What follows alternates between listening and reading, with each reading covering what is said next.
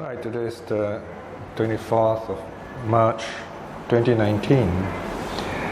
I think we have time to study two suttas today from volume 47, that is 47.9 and 47.10. Let us begin our study by looking at SD 47.9. What is your page there you have? 93, no?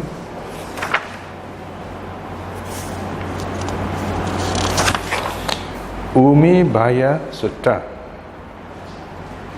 That is the discourse on the danger of waves.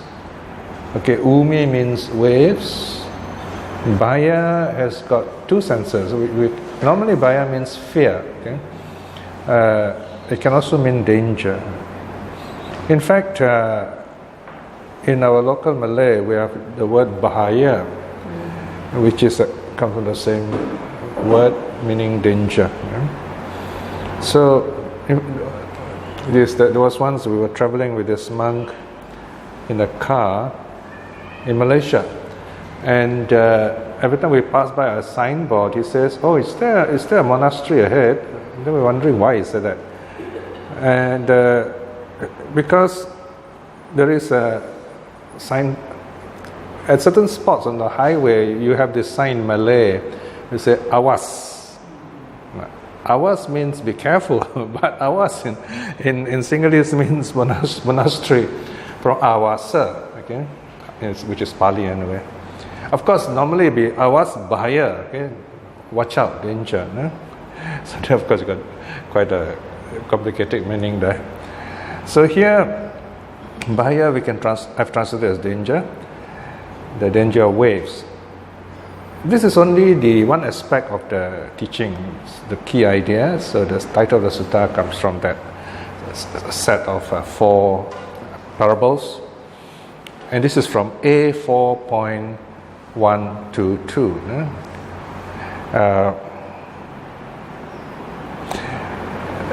Anguttara, the book of fours. I mean, you can see the hint. You already know there are four things there, set of four teachings. Now, this set of teachings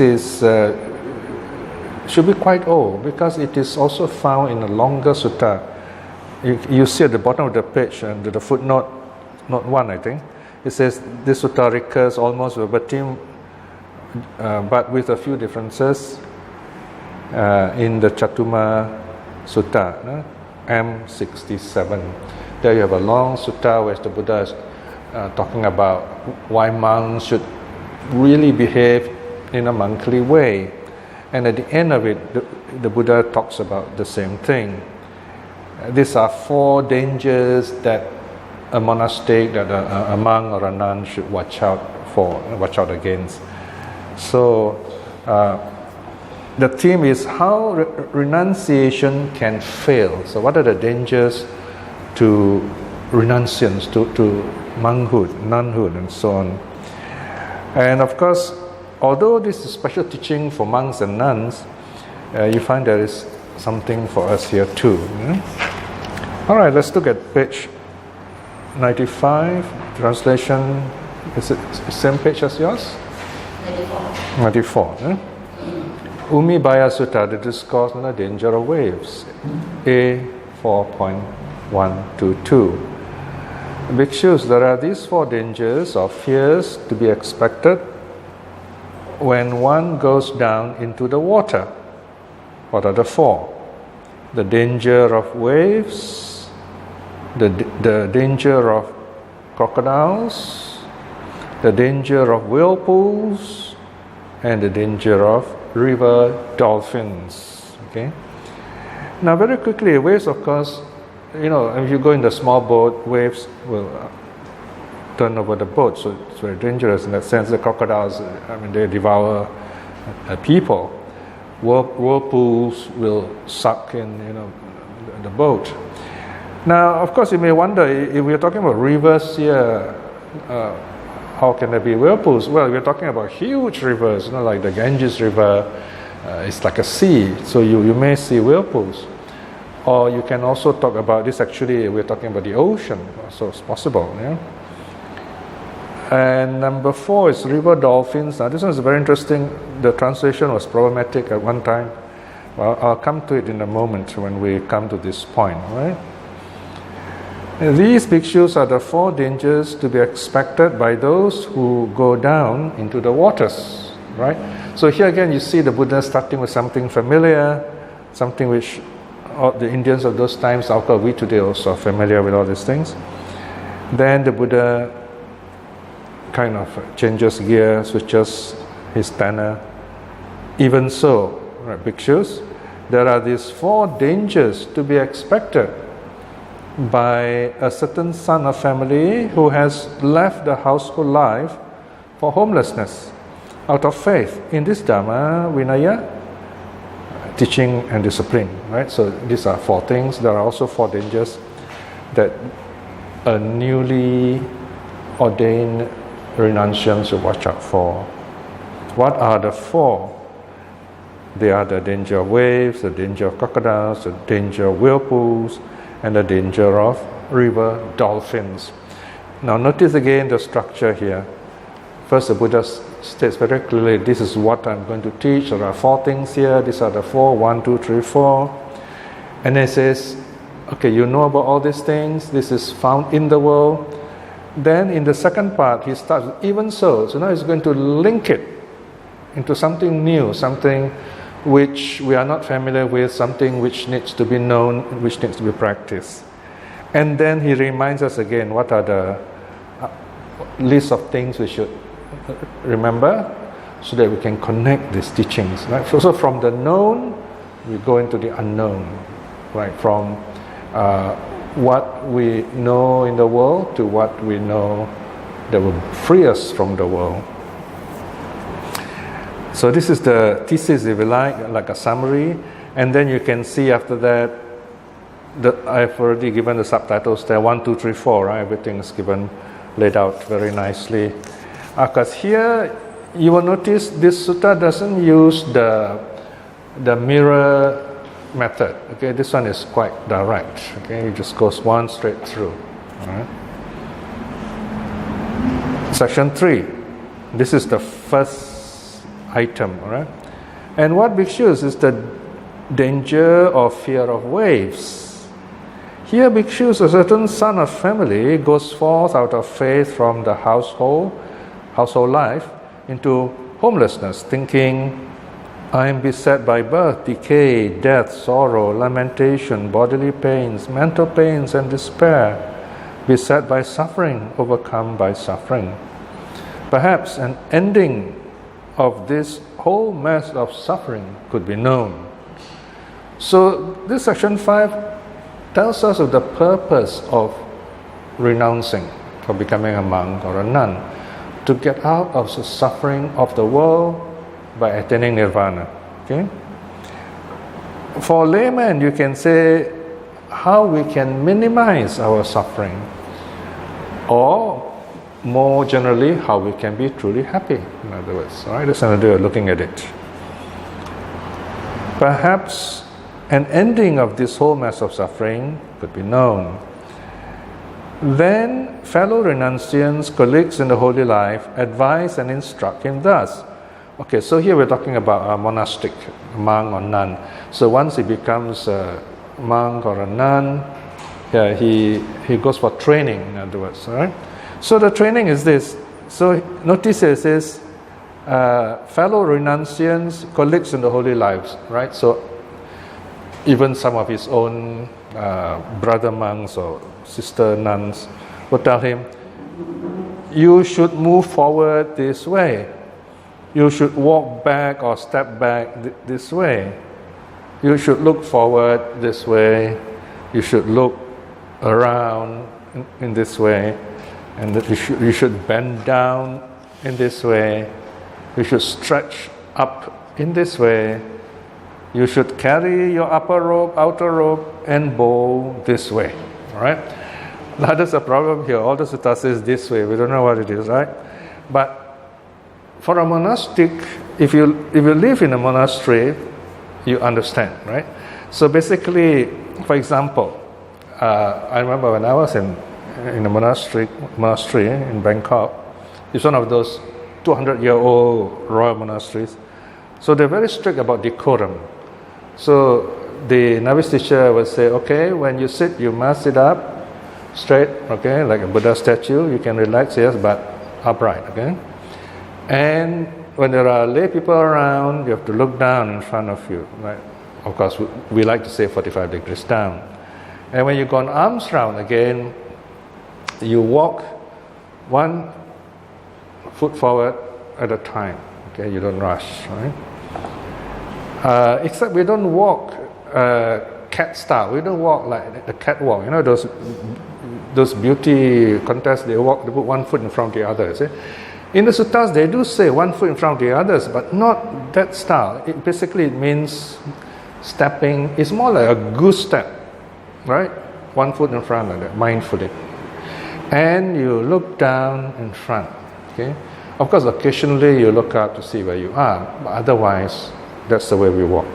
So there is this decorum, and people will be watching the monks and the nuns. So in other words, they're also objects of faith.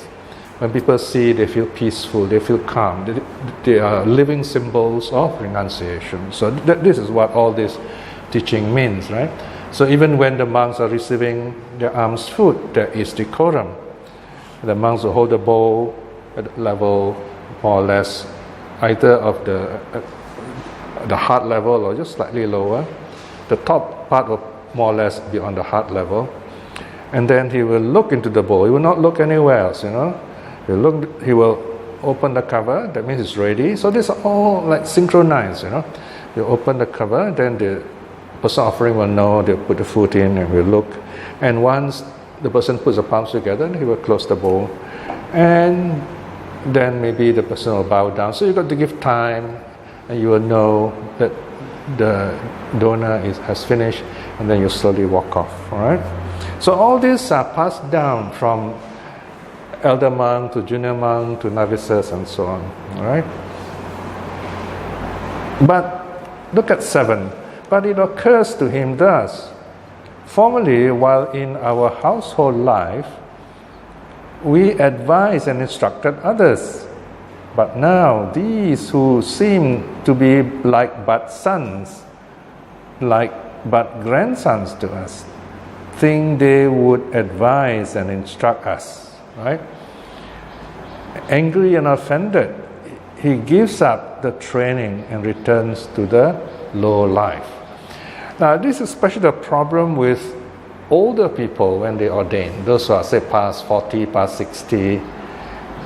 And that is provided they are really going for the training, then they'll be told what to do, and then you find they can get upset because some of these monks have started very young, so they are much younger than this newly ordained monk. So in terms of monastic years, the one who is young but he has more monastic years must be respected by the older monk who has less monastic years. So this is one of the situations. So here the Buddha basically is saying this is what happens when you get ordained. You have to go for training, and sometimes the people who train you can be younger than you. So if you are not ready, you start thinking at home, say, oh, I was like this, you know. So this is where they are still thinking of their layman state, in other words. So they become angry and they give up the training. 10. The danger of waves. Indeed, bhikshus, this is the name for anger and annoyance. Okay, so there you see the Buddha said anger and waves. They refer to us getting angry and upset when we are trained in the Dhamma way, how to walk properly, how to be calm, and so on. So this is the first. This bhikshus is called the danger of waves. So it's the first danger. Is it annoyance instead of despair? Yeah, it should be offended is a better word. Upayasa usually translates as despair, but the context here it's not so much despair, it's more like showing anger. So there are times when certain words, they have another aspect to the word. So you have to see the context of it, okay? So apparently here, offended is a better term because it's unlikely he would be despairing in this case. The context is such that he's angry. He feels offended because it's where, when I was in the family, I'm the lord of the house and so on. So offended is a better translation here, all right? This is called contextual translation. Yeah? All right. Now, second section, the danger of crocodiles, kumbila. Okay. And what bhikshus is the danger or fear of crocodiles? Now, here bhikshus, a certain son of family, goes forth out of faith from holy household life into homelessness, thinking, all right, so this is where there is suffering, and how do I get out of suffering? Okay, you can see the italicized. All these are repeated. So he wants to let go of suffering. He becomes a monk. Then he goes for training. Section 15 tells you about the training. Then fellow renunciants, colleagues in the holy life, advise and instruct him thus: this can be eaten by you. This should not be eaten by you. This can be consumed by you. This should not be consumed by you. Now here there are 4 lines. These are 4 ways food are taken. Okay, eaten, consumed, tasted, drunk. Okay, eaten means the food is chewed, solid food.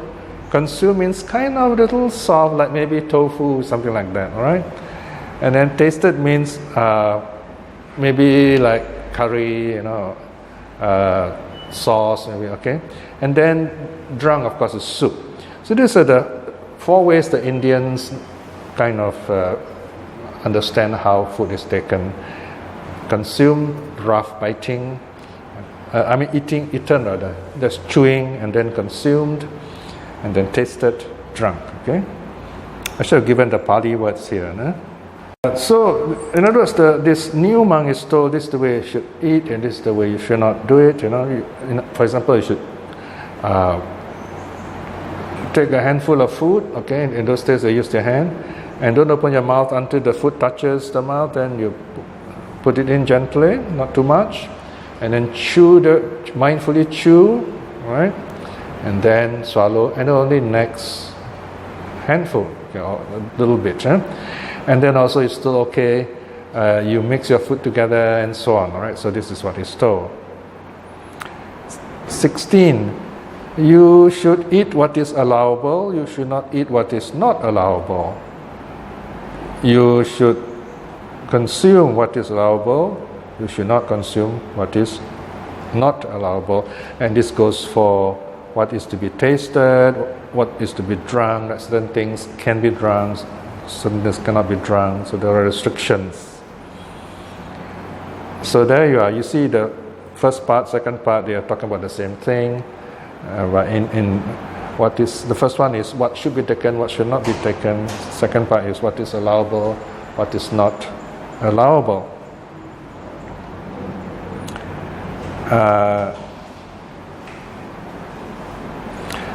Now, what's the difference between these 2 passages, 15 and 16?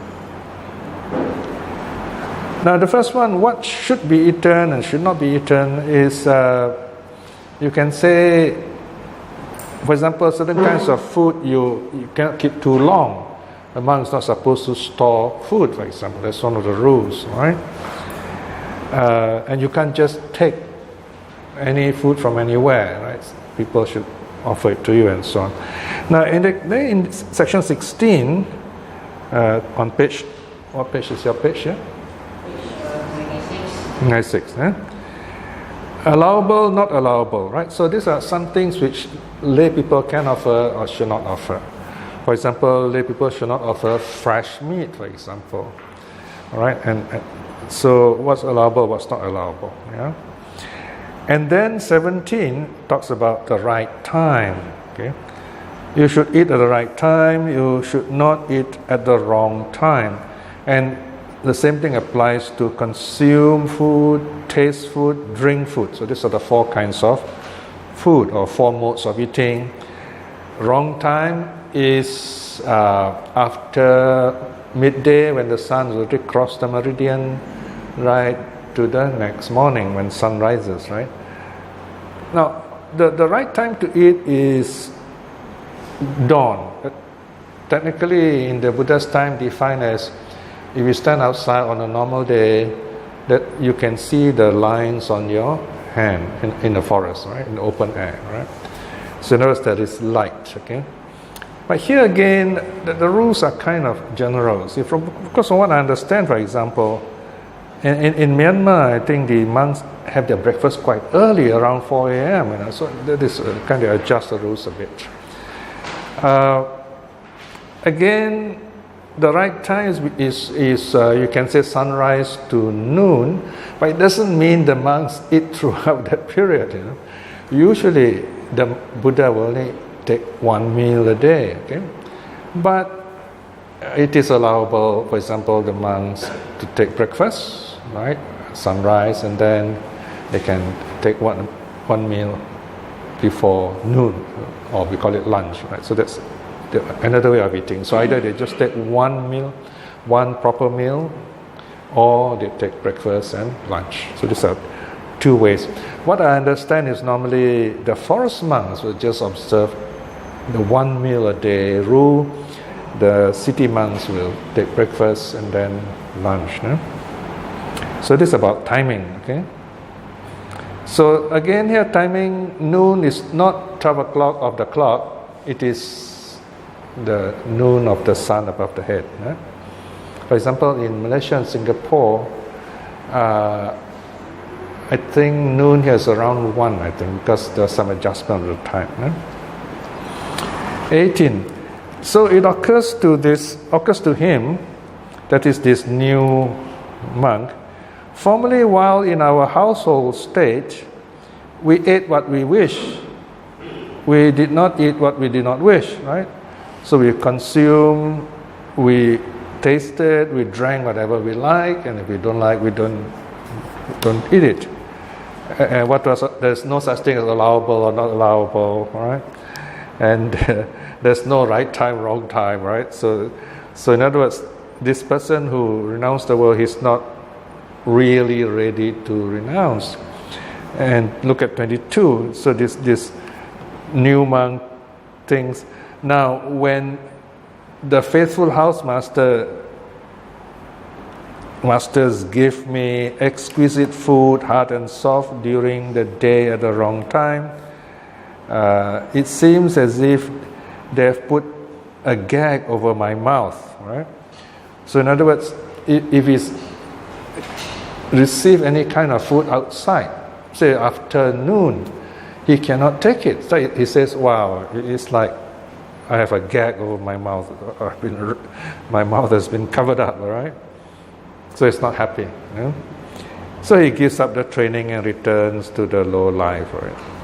So this is where they do not really know what being a monk is about. That is why nowadays you find, especially in the good monasteries, if someone wants to get ordained, the general rule is this person will stay a while as a layman in that monastery and work as a layman. Okay? Sometimes they even go to a stage called anagarika. In other words, they keep the 8 precepts. That means they don't take food after noon. So they live like that for a while, taking care of the monks and doing the chores of the monastery or center. And then once the monks deem that this person is ready to be ordained, then he gets ordained. So he goes through this kind of this phase of understudy, if you like. Right, then, so this monk gives up the training, right? 24. This bhikkhus is called one who, out of the danger of crocodiles, has given up the training and returned to the lower life, right? Now, you can also read it as out of the fear of crocodiles, right? In other words, this person fears all these things. Fear, I can't get this nice food, I can't eat anytime I want, all right? So he gives up the training. The danger of crocodiles, indeed, bhikshus, this is a name for belly filling or gluttony. Okay, so here the Buddha is quite stern. He says, if you become a monk or a nun, you think you're going to get nice food, then it's not the case, right? Definitely not for the forest monks. No? This bhikshus is called the danger of crocodiles. All right.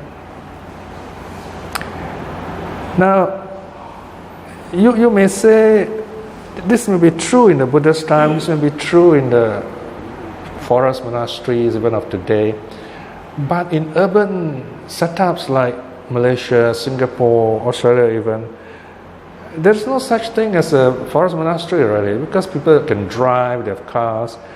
And I remember staying in a so-called forest monastery, and certain days, not every day though, you have people bringing food. You have this really huge spread of food on the table, and that particular day I remember all the food that I ever liked, at least 10 kinds, they're all there present in one place. Never before in my life has this happened. So you can imagine how deep the faith of this, and of course how wealthy the donors are.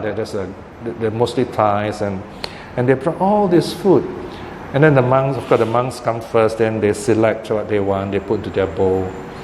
And then it comes the layman's turn. And there's always enough for everyone, because the monks take all that they need, then the lay people, the lay workers of the temple take what they want, and then the visitors, there's still enough for the visitors. So imagine, there's quite a lot of food nowadays.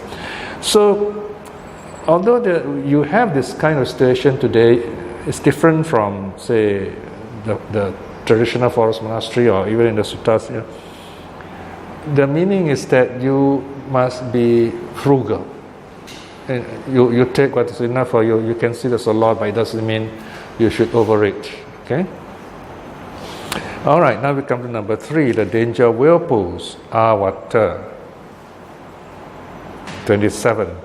And what bhikshus is the danger of fear of whirlpools? Here bhikshus, now everything is repeated here. There's this person, he's suffering in the world, and he thought he wants to become a monk and overcome his suffering. And then he goes forth as a monk, he goes for training. But then, section 30, then as one gone forth, having dressed himself in the morning, taking bowl and robe, he enters a village or market town for alms.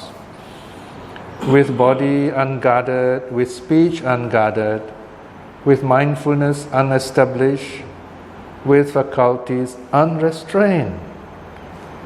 There he sees a house lord or house lord's son, endowed and replete with the 5 cords of sense pleasures, reveling in them. Right? So here, this monk, he forgets all the rules. Remember, a monk, once he goes into, we say, among houses, he goes out there, arms round. He must look down and walk very mindfully, collects his food, he goes back. Okay? Even when not collecting food, he would do that. So there is no such thing as among tourists, in other words, right? The contradiction of terms.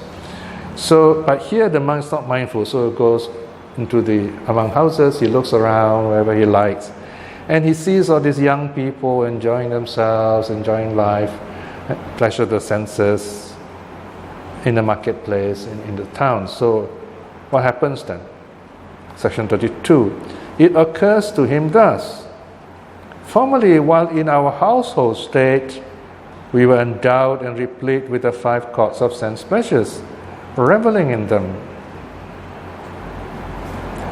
Now, my family has wealth. I can enjoy my wealth and as well as make merit. He gives up the training and returns to the low life. Right? So this is the third danger the Buddha is warning against the young monks. He says, well, if you're not mindful, then you're reminded of your previous, your family life. And then you say, oh, you feel you miss those things. And then there is this rationalization, says, oh, I come from a rich family, we got money. We don't have to renounce the world. We can perform meritorious deeds, build monasteries, build temples, So he gives up the training. So this is the third warning. 37. The danger of whirlpools. Indeed, bhikshus, this is the name for the 5 causes of sense pleasures.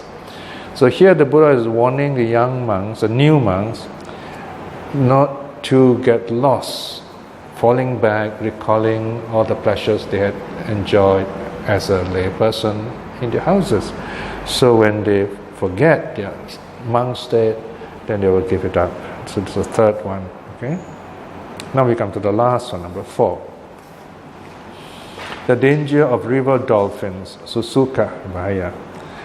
Okay, this is where many of the previous translators, they have problem with this word Susuka. They're not sure what it is. So some of them translated as like crocodiles or alligators and so on, or even sharks.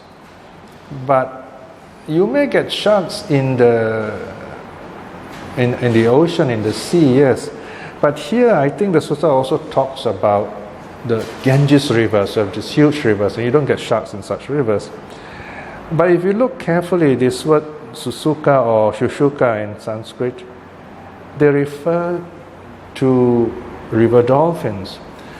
Now, this is where when we translate texts like this, you have to know the Indian background also. So you have to do research in the geography, the flora and fauna of India, the river Ganges.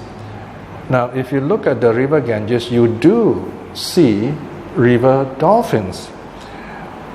Now, why is river dolphin a better translation here? Now, this section of the sutta talks about the dangers of women to monks, or rather, the women are not the dangers, the way the monks see women. Okay, so I would say river dolphins is a better translation because it's dolphins. They're almost human from far away, and they'll jump out of the water. They're very beautiful creatures, and they're also capable of knocking into boats and turning boats if you're not careful. So, for that reason, I think river dolphins is much a better translation. Right? There are other explanations given in the notes you can look up. Okay, section 39. And what bhikshus is the danger of river dolphins? Okay, here again the starting is the same. The Buddha says a certain person feels there is a lot of suffering in the world. He wants to give it up and find, get out of the suffering. He becomes a monk. But 43, with body unguarded, with speech unguarded, with mindfulness unestablished, with faculties unrestrained, there meaning among houses, in the city, in the town, or even in the monastery sometimes, he sees a woman scantily clothed, scantily dressed. On account of his mind being corrupted by lust, he gives up the training and returns to the low life. Right? So here again, the Buddha is warning against lack of training, in other words. So renunciation means you really let go of the world. Right? So this is the fourth warning. You, especially young monks, reminded of the world, of women, of family, of pleasure, and then he gives up the training. So this is called the danger of river dolphins. So you can see here, these dolphins are beautiful mammals, right? So you can say the dolphin represents a woman in this parable. So here, 45, the Buddha says the monk still has lust, and the lust works on him, and he gives up the training. 46. This bhikshus is called one who, out of the danger of river dolphins, has given up the training and returned to the low life. The danger of river dolphins, indeed, because this is the name for women. Okay?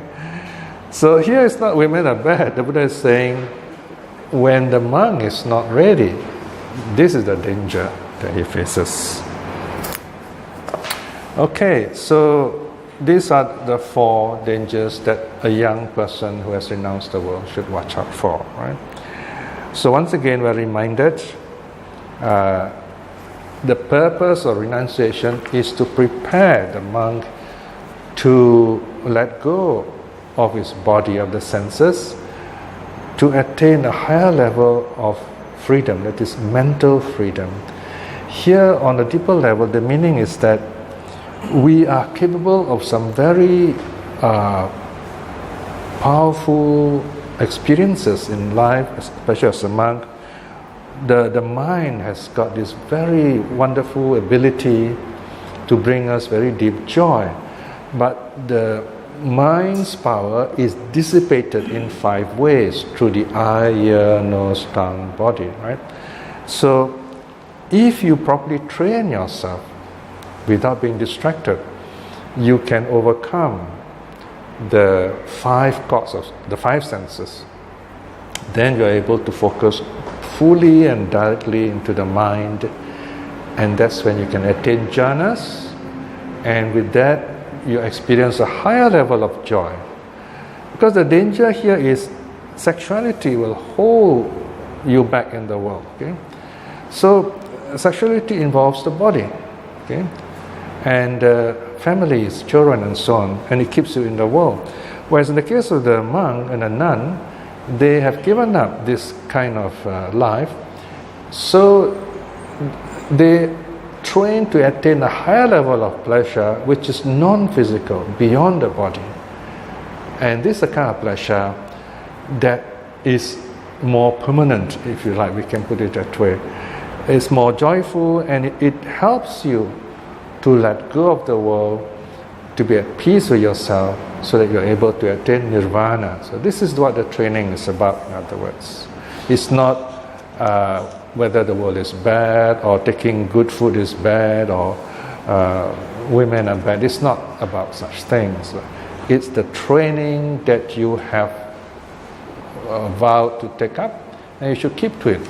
Right? So this is the reminder for the renunciants. So this is the Umibaya Sutta.